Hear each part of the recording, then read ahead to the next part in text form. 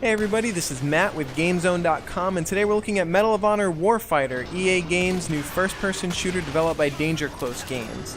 So right off the bat, Warfighter comes off as sort of a gap filler. It's coming right after Battlefield 3, which introduced the groundbreaking Frostbite 2 game engine, but it's also coming before the already highly anticipated Battlefield 4.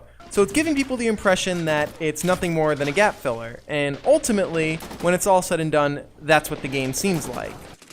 So we're going to start off talking about multiplayer, since that seems to be the primary focus and where really the meat and potatoes of Warfighter lies. From a gameplay perspective, Medal of Honor Warfighter falls, I'd say, somewhere between Modern Warfare 3 and Battlefield 3. It has that fast-paced action feel that Modern Warfare 3 possesses, but not so much to the point that it seems like an arcade shooter, which is kind of where Modern Warfare 3 was headed. But it also has the tactics and strategy that you'd find in a Battlefield-like game. Rather than having an entire squad made up of a couple of players, fire teams are comprised of just you and one other player known as your fire team buddy. And this by far is one of my favorite features in multiplayer, because managing a squad in Battlefield 3 could be kind of hectic. Once you get all those personalities and all those different type of players in an online game, they're going to do what they want to do.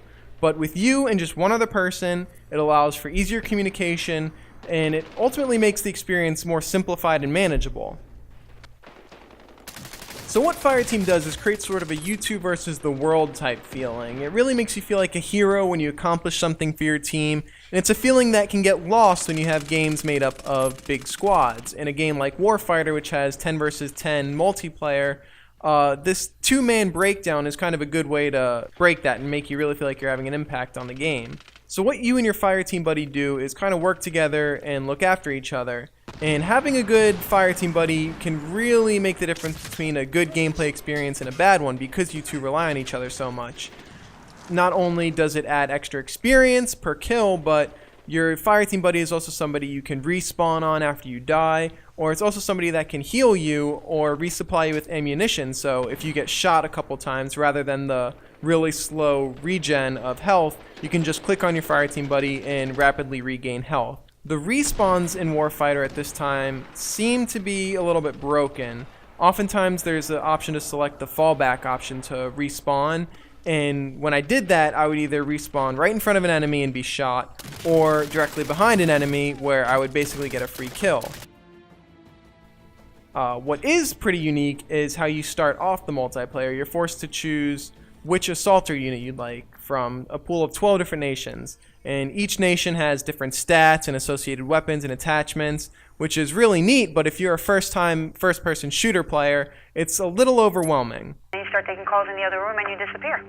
This isn't that. Lena.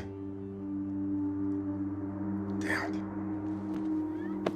So now on to the single-player campaign, and leading up to this, EA and Danger Close hyped a story that really dives into the lives of Tier 1 operators. They said it explores the struggles they go through, and they promised all of this emotional story, and what we got was something with a little bit of emotion, but it's told through a convoluted story that jumps back and forth between time, and it really doesn't touch on the emotional struggles of war veterans like EA and Danger Close promised. But that's not even the main drawback. The big problem is that, at the end of the day, Warfighter still relies on over-the-top action as a crutch to progress through the narrative. And there are some scenes that try to elicit an emotional response. There's something where Preacher talks to his wife on the cell phone and she's telling him how she doesn't want him to do this anymore. But then the next level, you're running around killing hundreds of terrorists, which is a small group of soldiers, and you have this realistic story tied to unrealistic gameplay. The big problem is that it's forgettable. A lot of first-person shooters, like Call of Duty for instance, rely on big, memorable, action-packed sequences to create a lasting visual memory. You have the nuke scene in Call of Duty 4, the terminal terrorist sequence in Modern Warfare 2. And I don't think that's a requirement for the success of a first-person shooter, and in most cases I'm even worn out by the big-time action sequences. But the problem with Medal of Honor Warfighter is it doesn't even attempt to create a lasting memory. Everything about the campaign is so generic that it's forgettable. There are some exceptions to the rule. For instance, there's a scene where you're in Dubai, and it's kind of a unique car-driving stealth sequence where you have to escape multiple enemies by driving into construction zones and hiding from them. And this is one of the better gameplay moments in the game because it combined both stealth and action, And it's something that you don't really see in first-person shooters all that much. So it was something different, and it was something unique from just the monotony of running around shooting terrorists. But sadly, these type of innovative experiences are far and few between in Medal of Honor Warfighter. A lot of it's just run through a mission, kill tons of soldiers, and be done with it, and then watch a cutscene. So it really doesn't create a lasting experience, and it's something you'll blow through in a matter of hours because, quite frankly, the campaign isn't that long. It just kind of seems tacked on. Medal of Honor Warfighter isn't a bad game. It just doesn't really do anything different or exciting or memorable.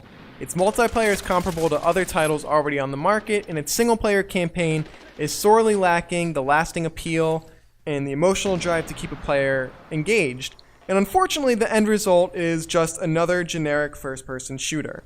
Those looking for a decent online multiplayer experience will find value in Warfighter, but if you're getting it just for the campaign, I suggest you look somewhere else. This has been Matt with GameZone.com, and you can find our full review of Medal of Honor Warfighter on our website, www.gamezone.com.